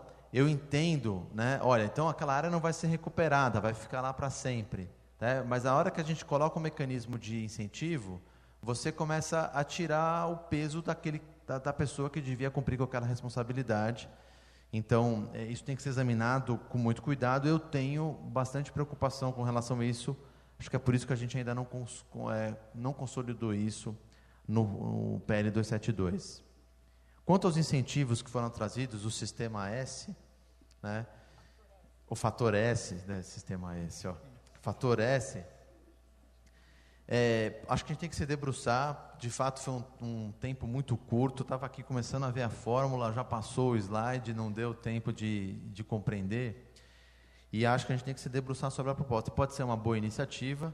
Eu só pondero que o trabalho que a gente fez no grupo, ele adotou um princípio de flexibilidade, ou seja, uma solução que você adota, ela está inteiramente interligada sobre o seu desempenho quanto ao tema vegetação e quanto ao tema drenagem. Então, a gente tem que buscar uma forma de ver como que aquela solução de resíduo sólido ou de energia, ela apresenta efeitos nas outras. Por isso, a equipe quebrou a cabeça. Um dos métodos utilizados para o cálculo de drenagem é o método racional, que ele basicamente, o que entra de água é o que vai sair, e aí se trabalha com uma perspectiva sobre essa questão. Quando você trabalha com o tema vegetação, é muito mais complexo, você vai entrar em massa arbórea, enfim, mas a equipe conseguiu colocar um método que compatibilizasse essas questões. Então a gente consegue entender o desempenho ambiental por esse tipo de método de cálculo que foi adotado. Temos que ver que método de cálculo seria utilizado aqui para a gente fracionar as soluções, enxergar a pontuação unitária para depois entrar numa contabilidade total da pontuação da cota. O princípio que a gente adotou foi o da flexibilidade, né? Porque São Paulo é uma cidade muito grande, você vai ter N possibilidades. A gente quis criar um cardápio extenso de possibilidades de atender a pontuação, e é exatamente o exercício que você fez lá. Você olhou o cardápio e falou: como é que eu vou aqui lançar mão de alguma solução construtiva que não afeta meu projeto, mas que eu vou conseguir avançar nos incentivos. Então, acho interessante a iniciativa. Da nossa parte, estamos abertos a estudar, cotejando com as questões que eu apontei aqui. O tempo é curto, não sei se eu vou ter oportunidade de falar novamente, mas eu já queria, então, se for a minha última fala aqui, só queria agradecer mais uma vez o convite, agradecer essa contribuição que veio. Eu acredito que tenha sido uma contribuição concreta bastante relevante para a gente dar uma olhada e fazer uma avaliação crítica da proposta que está no 272. Muito obrigado. Ok. Obrigado, Daniel. Estão pressionando aqui de tudo que é lado, né? Para a gente finalizar. Não sei se o Hamilton, você quer 1 minuto, 30 segundos, então vai lá. É bem rápido mesmo, Paulo. Eu só queria colocar algumas coisas que essa questão do incentivo, ela tem que focar bastante a realidade dos empreendimentos residenciais, né? Porque o comercial corporativo, de certa forma, já existe uma demanda para esse tipo de produto, então os empreendedores naturalmente certificam os seus empreendimentos, o que não acontece hoje no residencial, por isso a grande necessidade do incentivo econômico. Uma questão que a gente identificou que pode estar dando distorção é que o valor do incentivo, Daniel, ele está baseado no valor do terreno. E, na realidade, ele é função do custo. Então, quando você coloca terrenos de valores muito diferentes e esse incentivo está relacionado ao valor do terreno, ele pode criar essas distorções. Então, isso é uma coisa que a gente precisa avaliar. Outra coisa importante colocada aqui pelo vereador Paulo Frange é da questão da descontaminação dos terrenos, que você disse que essa é uma obrigação do proprietário do terreno, e quando ele é um empreendedor, ele é responsável por aquela descontaminação. A questão é que o empreendedor só vai comprar um terreno se ele enxergar que há viabilidade para incorporar aqueles custos de descontaminação na conta do empreendimento. Então, quando ele vê que não é viável ele comprar um terreno contaminado, ele não vai nem comprar. Então, esse incentivo ele pode recuperar muitos terrenos que, na ótica do empreendedor, ele nem passa longe daquele terreno. Então, se ele vê que está contaminado e a conta não fecha, vai ficar lá. Então, Daniel, uma questão que eu acho que poderia considerar é colocar um limite temporal do momento em que ele foi contaminado. Então, lá, sei lá, 1980, sei lá, estou chutando um número aqui, né, mas a partir dali para trás, aqueles terrenos recebem um incentivo, para não gerar uma indústria de contaminação, vamos chamar assim, né? Mas eu acho que o setor privado de construção pode ser um agente fundamental nessa história de descontaminação dos terrenos, se houver incentivos para aqueles terrenos que não se viabilizam com empreendimentos imobiliários. Então, essa era a minha colocação. Hamilton, obrigado. Vereador, suas últimas palavras e vamos encerrar. É só de agradecimento. Obrigado por ter nos convidado mais uma vez. Todos esses assuntos serão levados em consideração, com certeza. São contribuições assim que aprimoram a lei. E o mais importante, né, uma pena que a gente não tenha oportunidade de estar tratando esse assunto dentro das universidades, porque essa turma que vem jovem agora, formando, são eles que vão aplicar muito disso. Então, nós temos aqui, com certeza, a responsabilidade de fazer bem e, após a aprovação da sanção da lei, tentar levar esse assunto para as escolas, para que a gente possa falar com o jovem, porque essa cultura tem que ser capilarizada, senão nós vamos ficar com fórmulas, com mágicas, e na mão só das academias e sem estar na mão daqueles que, recém-formados, saem por aí fazendo projetos, e a gente tem tido tanto problema com os projetos que têm chegado até a Câmara para a gente ir nas aprovações. Ok, obrigado. Agradeço a mesa. Coloco que o CBCS vai continuar colaborando. A ideia é aprofundar o assunto. Temos pouco tempo, mas vamos continuar trabalhando nesse sentido para conseguir ter uma métrica adequada à expectativa de qualificação da cidade de São Paulo. Agradeço a todos e a sessão está encerrada. Muito obrigado.